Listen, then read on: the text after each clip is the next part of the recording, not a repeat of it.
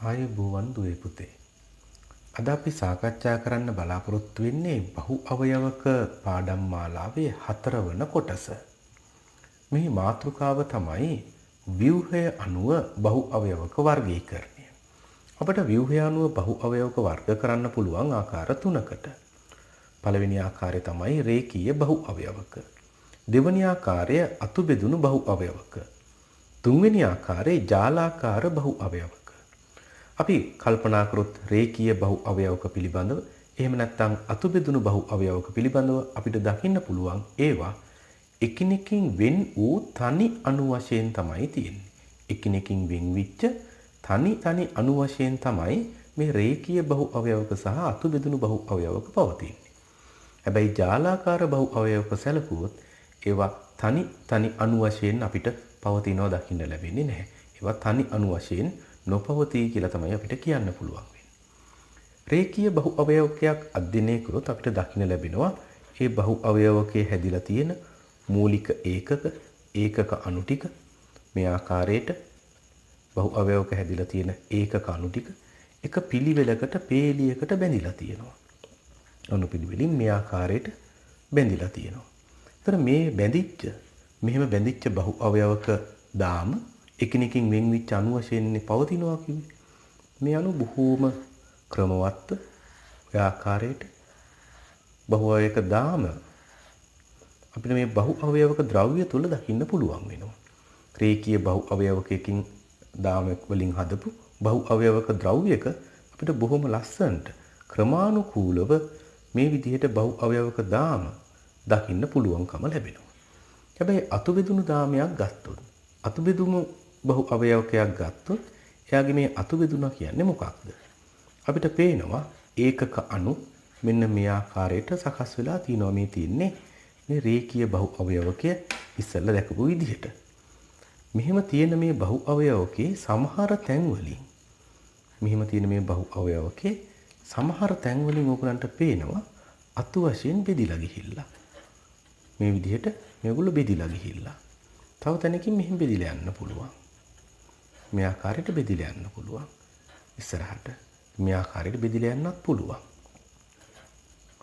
මෙතන ප්‍රධාන දාමේ මේ ආකාරයට තියෙද්දි උන් බෙදිලා යන්න පුළුවන්. ඒතර මේ තියෙන්නේ අතුබෙදුණු බහු අවයවකයක ස්වරූපේ. ඉතින් මේ වගේ අණු කොහොමද පවතින්නේ කියලා ගත්තොත් බහු අවයවක ද්‍රව්‍යයක් ඇතුලේ ඒගොල්ලෝ ක්‍රමවත් ව්‍යුහයක් අපිට දකින්න ලැබෙන්නේ නැහැ. ඒගොල්ලන්ගේ මේ ආකාරයට අතු බෙදිලා, මෙහෙම අතු බෙදිලා තියෙන නිසා ඒගොල්ලෝ එකිනෙක පැටලිලා මෙන්න මේ ආකාරයට තමයි බහු අවයවකයේ තුල දකින්න ලැබෙන්නේ. ඒ කියන්නේ ටිකක් ඈතින් තමයි ඒගොල්ලෝ දකින්න ලැබෙන්නේ. ඒගොල්ලෝ මේ ආකාරයට පැටලලා ඉන්නවා. ටිකක් ඈතින් තමයි අතුබෙදුණු බහු අවයවක පවතිනවා දකින්න ලැබෙන්නේ. ජාලාකාර බහු අවයවක සැලකුවොත් අපිට ජාලාකාර බහු අවයවකවල මෙහෙම වෙන් තනි අණු දකින්න ලැබෙන්නේ නැහැ. අපිට දකින්න ලැබෙන්නේ ඒකක අණු ටික කිසියම් රටාවකට එකිනෙක බැඳිලා තියෙනවා. අපිට රටාව මොකක්ද කියලා කියන්න බෑ. බහු අවයවකෙන් බහු අවයවකයට ඒක වෙනස් වෙනවා. මේ විදිහට ඒගොල්ලෝ බැඳිලා තියෙනවා.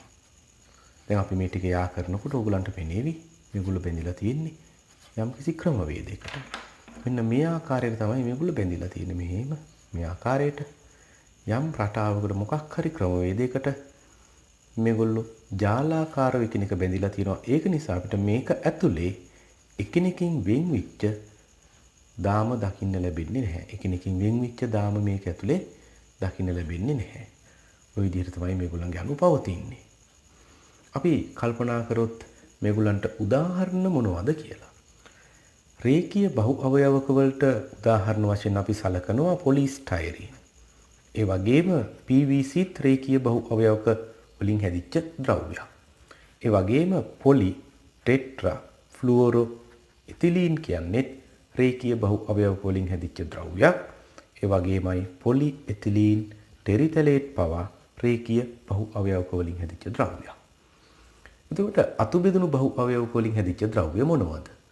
අතුබෙදුණු බහු අවයවක වලින් හැදිච්ච ද්‍රව්‍යයක් විදිහට අපිට බොහොම වැඩිපුරම දකින්න ලැබෙන උදාහරණය තමයි පොලිඑතිලීන් වර්ගයක් වෙන LDPE. LDPE කියන්නේ අඩු ඝනත්ව පොලිතීන්, low density polyethylene. අඩු ඝනත්ව polyethylene අපිට දකින්න ලැබෙන්නේ අතු බෙදුණු බහු අවයවකයක් වශයෙන්. ජාලාකාර බහු අවයව වලට උදාහරණ වශයෙන් ඔයගොල්ලන්ගේ විෂය නිර්දේශය ඉගෙන ගන්න. එකම උදාහරණයක් අපි ඉගෙන ගන්න. ඒ තමයි Bakelite. Bakelite. සමහර විට මේක phenol formaldehyde කියලාත් හඳුන්වනු ලබනවා. අපි ඊළඟට සාකච්ඡා කරන්න බලාපොරොත්තු වෙන්නේ බහු අවයවක ද්‍රව්‍යවල දක්නට ලැබෙන ස්පටික රූපී සහ අස්පටික රූපී ප්‍රදේශ පිළිබඳව. ස්පටික රූපී ප්‍රදේශ. ස්පටික රූපී ප්‍රදේශ කියලා අපි අදහස් කරන්නේ අනුක්‍රමවත්ව ළඟින් ඇසිරලා තියෙන ප්‍රදේශයක්. මෙන්න මේ විදිහට අනුක්‍රමවත්ව ළඟින් ඇසිරලා තියෙන මෙන්න මේ විදිහේ ප්‍රදේශයකට අපි කියනවා ස්පටික රූපී ප්‍රදේශයක්. එතකොට අපිට පැහැදිලිව දකින්න ලැබෙනවා ස්පටික රූපී ප්‍රදේශ හදන්නේ රේඛීය බහු අවයවක පවතින අවස්ථාවලදී. එතකොට මේ ස්පටික රූපී ප්‍රදේශ හරහා ආලෝකයට යන එක අපහසුයි. ඒ කියන්නේ ආලෝකය ප්‍රකිරණය වෙනවා. ඒක නිසා ස්පටික රූපී ප්‍රදේශ පවතින තරමට බහු අවයවක ද්‍රව්‍යයක් පාරදෘශ්‍යභාවය අඩු වෙනවා. අපි ඊළඟට අධ්‍යයනය කරොත් අස්පටික රූපී ප්‍රදේශ පිළිබඳව. අස්පටික රූපී ප්‍රදේශවලදී අණු එකිනෙක පැටලී ඇඹරී පවතී. මෙන්න මේ විදිහට අණු එකිනෙක පැටලිලා මේ විදිහට ඇඹරලා තියෙන්නේ. අණු එකිනෙක පැටලී ඇඹරී පවතී. ක්‍රමවත්ව ළඟින් ඇසිරී නැත. ඔයගලන්ට පැහැදිලිව පේනවා මේ අණු මේ විදිහට ගත්තොත් ක්‍රමවත්ව ළඟින් ඇහිරිලා නැහැ. ඒගොල්ලෝ එකිනෙක පැටලිලා ඇඹරිලා තියෙන්නේ. අපිට දකින්න ලැබෙනවා මේ අස්පටික රූපී ප්‍රදේශ ඇති කරන්නේ අතු බෙදුණු බහු අවයවක තියෙන අවස්ථාවලදී.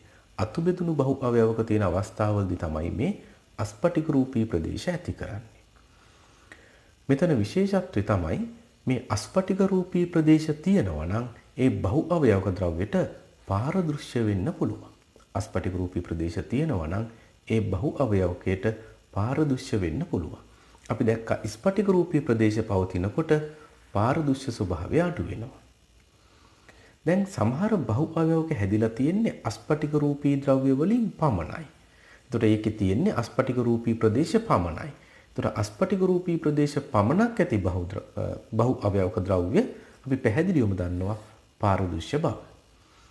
සමහර බහු අවයවක ද්‍රව්‍ය වල අස්පටික රූපී ප්‍රදේශ පවතිනවට අමතරව ස්පටික රූපී ප්‍රදේශත් තැනින් තැන පවතිනවා. එතකොට අපි දන්නවා ඒ බහු අවයවක අපිට වර්ග කරන්න වෙන්නේ අර්ධ ස්පටික රූපී බහු අවයවක කියලා. අර්ධ ස්පටික රූපී බහු අවයවක කියලා තමයි වර්ග කරන්න වෙන්නේ. අස්පටික රූපී ප්‍රදේශات තියෙනවා නම් ස්පටික රූපී ප්‍රදේශات යම් ප්‍රමාණයක් තියෙනවා නම්. ඉතින් ස්පටික රූපී ප්‍රදේශ පවතිනකොට පාරදෘශ්‍ය ස්වභාවය අඩු වෙන නිසා අර්ධ ස්පටිකී රූපී බහු අවයවක වල පාරදෘශ්‍ය ස්වභාවය අඩු වෙන බව අපිට හොඳටම පැහැදිලියි. අපි ඊළඟට සාකච්ඡා කරන්න බලාපොරොත්තු වෙන්නේ පොලිඑතිලීන් පිළිබඳව. පොලිඑතිලීන් හදන්න පුළුවන් රේඛීය බහු අවයවක දාම ඇසුරිනුත් ඒ වගේම අතු බෙදුණු බහු අවයවක දාම ඇසුරිනුත් කියන ආකාර දෙකෙන්ම. රේඛීය බහු අවයවක දාම ඇසුරෙන් හැදුවොත් අපිට ඒ රේඛීය බහු අවයවක දාම ක්‍රමවත්ව මේ විදිහට පිළිවෙලකට සකස් කරගන්න පුළුවන්කම ලැබෙනවා. ඒතර මේ විදිහට පිළිවෙලකට ක්‍රමවත්ව මේ රේඛීය බහු අවයවක දාම සකස් වෙනකොට ඒ පොලිඑතිලීන් වලින් හදන බහු අවයවක ද්‍රව්‍ය ඝනත්වය ඉහළ වෙනවා. මොකද ඊට අඩු පරිමාවක වැඩි අණු ගාණක් වැඩි ස්කන්ධයක් සම්බන්ධ වෙන නිසා. හැබැයි අපි දන්නවා මේ විදිහට ස්පටික රූපී ද්‍රව්‍ය හැදෙද්දී පාරදෘශ්‍ය ස්වභාවය නම් අඩු වෙනවා කියලා. එතකොට මේ රේඛීය බහු අවයවක භාවිතා කරලා හදන මේ පොලිඑතිලීන් වර්ගයේ ඝනත්වය ඉහළ නිසා අපි ඒකට නම සඳහන් කරනවා high density polyethylene කියලා. high density polyethylene එහෙම නැත්නම් HDPE කියලා සඳහන් කරනවා. ඒ වගේම පොලිඑතිලීන් නිෂ්පාදනය කරන්න පුළුවන් කියලා කිව්වා අතු බෙදුණු බහු අවයවක දාම වලිනුත්. අතු බෙදුණු බහු අවයවක දාම ලැබෙන ආකාරයටත් පොලිඑතිලීන් නිෂ්පාදනය කරන්න පුළුවන්. එතකොට අතු බෙදුණු බහු අවයවක දාම තිබුණාම ඒගොල්ලන්ව ඉස්සෙල්ලා වගේ අර ක්‍රමවත් ව්‍යුහයක් එන්න සකස් කරගන්න බෑ බහු අවයවක ද්‍රව්‍ය තුලදී. ඒගොල්ලන් එතකොට මේ විදිහට පැටලිලා ඇඹරිලා තමයි පවතින්නේ. ඒක නිසා මේගොල්ලන්ගේ දාම අතර විශාල හිස් අවකාශ ප්‍රමාණයක් තියෙනවා. ඒක නිසා අපිට පැහැදිලිවම පේනවා මේ ද්‍රව්‍ය ඝනත්වය අඩු වෙනවා. මේ ද්‍රව්‍ය ඝනත්වය අඩු වෙනවා. ඒ වගේම හැදිලා තියෙන්නේ අස්පටික රූපී ප්‍රදේශ වලින් නිසා අපි දන්නවා මේ බහු අවයවකේ පාරදෘශ්‍යභාවය වැඩි. පාරදෘශ්‍ය ස්වභාවය වැඩි. ඉතින් මේ ඝනත්වයේ අඩු පොලිඑතිලීන් වර්ගය අපි හඳුන්වනවා අඩු ඝනත්ව පොලිතීන්. එහෙම නැත්නම් low density polyethylene. එහෙම නැත්නම් LDPE කියලා අපි හඳුන්වනවා. අපි ලබන වීඩියෝවෙන් සාකච්ඡා කරන්න බලාපොරොත්තු වෙනවා ප්ලාස්ටික් ද්‍රව්‍ය සහ රබර් පිළිබඳව. එතකොට ඒ වීඩියෝටත් සම්බන්ධ වෙලා හොඳින් අධ්‍යයන කටයුතු සිදු කරගන්න කියලා මතක් කිරීමක් කරනවා. බොහොම ස්තුතියි.